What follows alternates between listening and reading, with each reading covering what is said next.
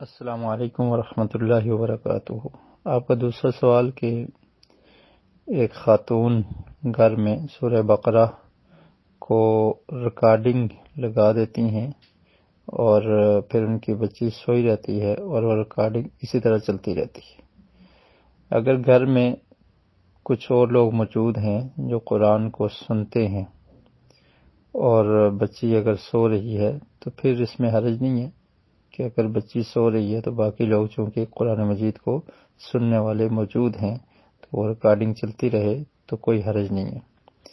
اگر گھر میں کوئی بھی نہیں ہے اور صرف ایک بچی ہے اور وہ بھی سو رہی ہے یا وہ چھوٹی ہے، قرآن مجید سن نہیں سکتی اور نیند کی حالت میں کیسے سنے گی، سو رہی ہے، تو پھر یہ قرآن مجید کی جو تلاوت چل رہی ہے اس کو بند کر دینا چاہیے۔ قرآن مجید میں اللہ رب العالمین نے ارشاد فرمایا کہ جب قرآن مجید پڑھا جائے تو تم اس کو غور سے سنو۔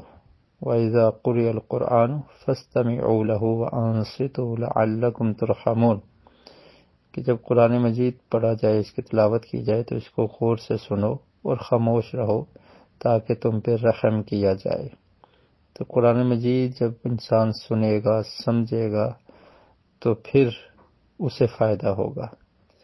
تو ایک آدمی سو رہا ہے اور قرآن مجید کی تلاوت ساتھ لگی ہوئی ہے تو اس کا کوئی فائدہ نظر نہیں آ رہا۔ قرآن مجید پڑھنے کی کتاب ہے، سمجھنے والی کتاب ہے اور اس پر عمل کیا جائے گا، یہ قرآن مجید کے نزول کا مقصد ہے۔ قرآن مجید کو پڑھنے سے برکت حاصل ہوتی ہے۔ جو صورتوں کے فوائد ہیں کہ شیاطین بھاگ جاتے ہیں، اور خاص کر کے سورہ بقرہ کی تلاوت کے بارے میں، تو وہ جو شخص پڑھے گا اس کو فائدہ ہوگا، یا اگر بلند آواز سے پڑھ رہا ہے اور کچھ لوگ سن رہے ہیں تو ان کو بھی فائدہ ہو سکتا ہے۔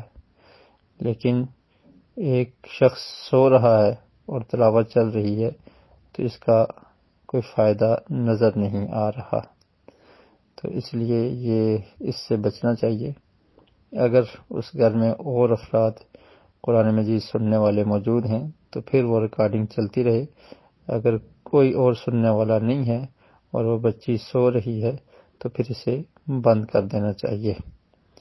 باقی حفاظت کے لیے صبح و شام کے اذکار کریں، اور بچی کی حفاظت کی غرض سے اس کو دم کیا جائے۔ سورہ بقرہ کی آخری آیات پڑھ کر اس پر پھونک دی جائیں، جانے سے پہلے آیت الکرسی پڑھ کر پھونک دی جائے۔ سورہ فلق، سورہ ناس، سورہ اخلاص، ان کو 3 مرتبہ پڑھ کر بچی پر دم کر دیا جائے، اور جاتے ہوئے دروازہ وغیرہ بند کرتے ہوئے بسم اللہ پڑھ کے چلے جائیں۔ اللہ سے دعا کریں کہ اللہ تعالیٰ اس کو میں تیری حفاظت میں چھوڑ کر جا رہی ہوں، تو ہی اس کی حفاظت فرما، تو انشاءاللہ وہ محفوظ رہے گی۔ تو یہ اعمال کیے جائیں۔